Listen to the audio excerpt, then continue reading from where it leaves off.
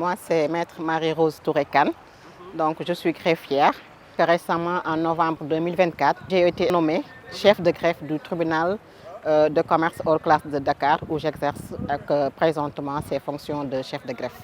On a l'habitude de dire que le greffier, c'est la chaîne ouvrière. Donc, tout passe par lui. Donc, il est à la porte d'entrée et à la porte de sortie de la juridiction.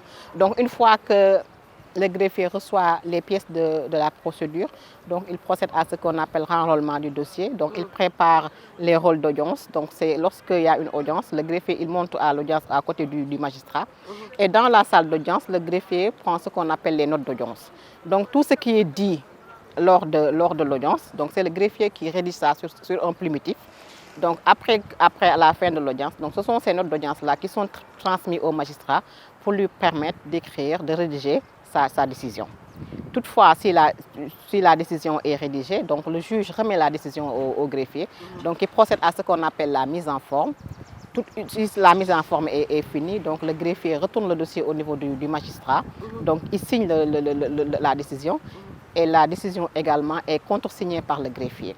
Aspect important de cette signature-là, lorsque ça manque sur la décision est frappée de ce qu'on appelle la nullité. Donc toute décision qui émane de la juridiction est contresignée par le greffier. En fait, les conditions de travail sont très difficiles. Donc si vous étiez dans la salle tout à l'heure, vous avez vu que les panélistes se sont très appesantis sur ces conditions de travail. Donc la première condition que nous déplorons tous, c'est d'abord le manque d'effectifs et puis le manque de matériel de travail surtout. Donc nous travaillons dans des conditions très difficiles parce qu'actuellement il y a beaucoup d'enjeux qui se pointent devant nous. S'il n'y a pas l'accompagnement nécessaire, ça va poser problème. Parce qu'il y a récemment, je pense, le New Deal qui est mis en place par les autorités politiques. On applaudit, c'est très bien.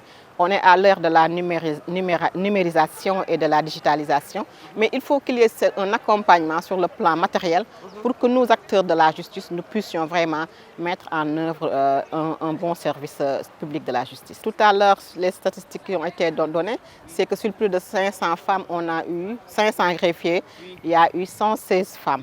Donc ces 116 femmes, il n'y a pas de distinction entre le greffier et la greffière. Nous occupons tous les mêmes fonctions, on joue les mêmes rôles. Et vous convenez avec moi que biologiquement, la femme a des spécificités. Donc actuellement, on a des concerts très jeunes.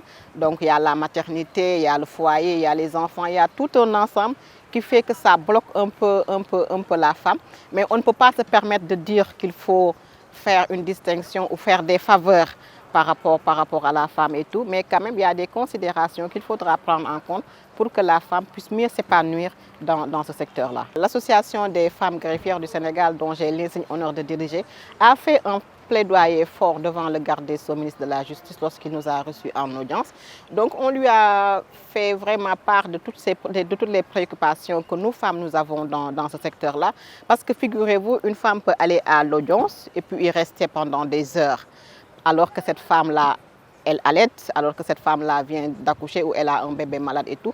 En fait, c'est traumatisant et puis la femme ne peut pas se concentrer comme il se doit dans son travail-là.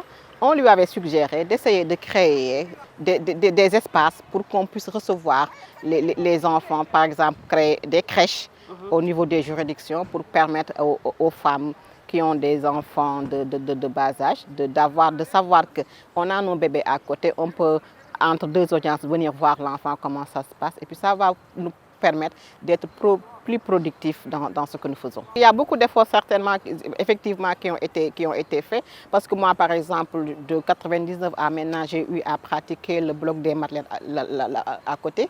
Donc maintenant, avec la construction de ce nouveau palais-là, il y a beaucoup plus de commodités qui ont été prises en compte.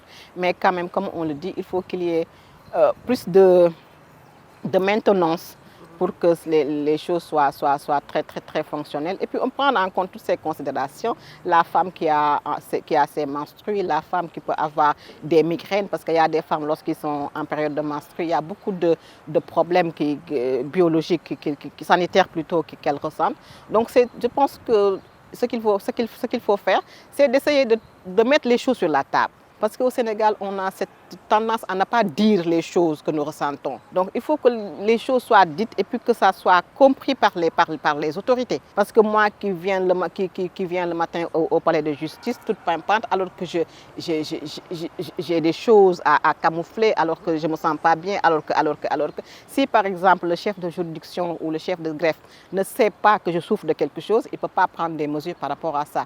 Donc je me dis, il faut que les femmes prennent en charge leurs préoccupations et les posent sur la table. Lorsqu'on est dans un métier, on aspire à avancer. Actuellement, sur ces 116 greffières qui ont été précisées tout à l'heure, figurez-vous qu'il y a une seule greffière femme que je salue au passage, c'est l'administrateur des greffes de la Cour suprême.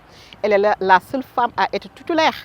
Donc toutes les autres femmes qui occupent des charges, dont moi-même, ce sont des intérimaires. Parce qu'il y a des statuts qui ont été négociés et on tarde à mettre ça sur place. Donc du coup, c'est problématique. Je pense qu'il faut vraiment que nos autorités se penchent sur cette question-là.